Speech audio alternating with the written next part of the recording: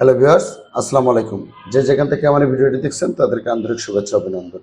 আজকে আমি আপনাদেরকে দেখাবো সিঁড়িতে কিভাবে লাইটিং ব্যবহার করা হয় এবং লাইটিং এর যে ব্যবহার করব এই লাইটিং এর ইলেকট্রিক পাইপগুলো কিভাবে বসানো হয়। আপনারা দেখতে পাচ্ছেন যে এই যে সিঁড়িটা হবে এটা শপিং কমপ্লেক্সের একটা সিঁড়ি। এই শপিং কমপ্লেক্সের সিঁড়িতে যে ইলেকট্রিক লাইনগুলো দেওয়া হয়েছে এগুলো হচ্ছে এই সিঁড়ির হাইডের লাইট ব্যবহার করা হবে, সেজন্য পাইপ দেওয়ার পর এখানে ফর্ম ব্যবহার করা হয়েছে। তারপর আমাদের এই ছাদটা ঢালাই হচ্ছে। এই ঢালাইটা করার সময় আমাদেরকে বিভিন্ন বিষয় নজর রাখতে হবে, খেয়াল করতে হবে।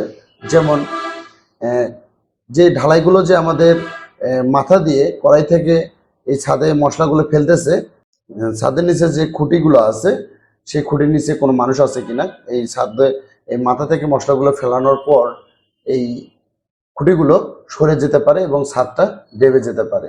আপনারা যে ছাদটা দেখতে পাচ্ছেন এটা হচ্ছে আন্ডারগ্রাউন্ড অর্থাৎ বেসমেন্টের প্রথম ছাদ। এটা হচ্ছে বেসমেন্ট হবে।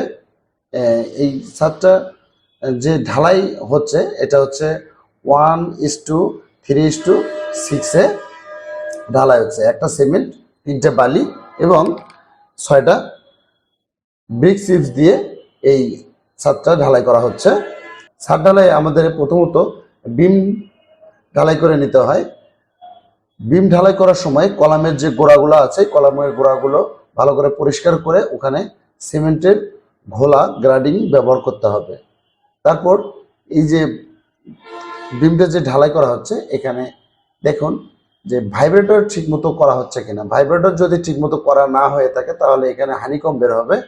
আমরা দেখেন এইখানে চেষ্টা করছি যে ছাদেও অনেক সময় যেখানে যদি মশলা একটু শক্ত আসে, অনেক সময় মশলা শক্ত আসে, সেক্ষেত্রে আমরা হালকা করে ছাদেও ভাইব্রেটর ব্যবহার করার চেষ্টা করছি। ছাদটা লেভেল হচ্ছে কিনা এদিকে একটু খেয়াল রাখতে হবে। হাত পাট্টা যে আছে এইটা পাট্টাটা দিয়ে ভালো করে সমান করে নিয়ে আসতে হবে, লেভেলটাকে ঠিক রাখতে হবে। তারপর যে আমাদের যে ছাদের যে জালির নিচে যে ব্লক ব্যবহার করা হয়েছে এই ব্লকগুলো সঠিকভাবে আছে কিনা, ক্লিয়ার কাভারগুলো ঠিক আছে কিনা, এই ব্লকগুলো সরে যাচ্ছে কিনা এগুলো নজর রাখতে হবে। অলরেডি আমাদের এই আগে আমরা সিঁড়িটি ঢালাই করে নিয়েছি, তারপর এই উপরে ছাদটা ঢালাই করছি। দেখেন এই সিঁড়িতে লেবারেরা কড়াই দিয়ে জোরে জোরে মশলা ফেলানোর কারণে রাইজারগুলো অনেক বাঁকা হয়ে গেছে। এত টানা দেওয়ার সত্ত্বেও রাইজারগুলো কিন্তু বাঁকা হয়ে গেছে।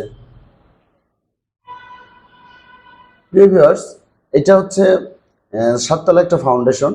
এই 7তলা ফাউন্ডেশনের নিচতলাটা সেমি বেসমেন্ট, তারপর গ্রাউন্ড ফ্লোর, ফার্স্ট ফ্লোর এবং সেকেন্ড ফ্লোর, এটা 3টা হবে কমার্শিয়াল।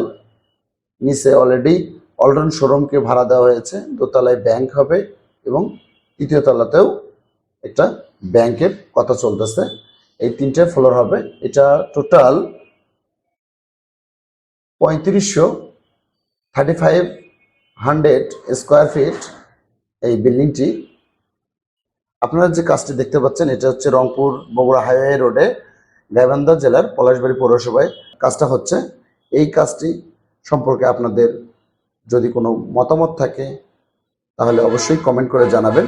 ভিডিওটি ভালো লাগলে অবশ্যই একটা লাইক করবেন, শেয়ার করবেন এবং চ্যানেলটিতে নতুন হয়ে থাকলে অবশ্যই চ্যানেলটি সাবস্ক্রাইব করে পাশেই থাকবেন।